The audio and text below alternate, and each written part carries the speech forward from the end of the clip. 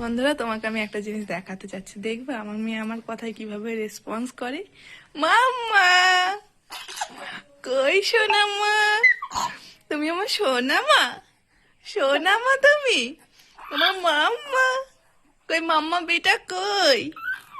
তুমি আমার বেটা, আমার সোনামা তুমি, সোনামা তুমি। ও বাবা, আমার মা তুমি, আমার মাম্মা কই? আমার ছোট্ট পরিটা কই?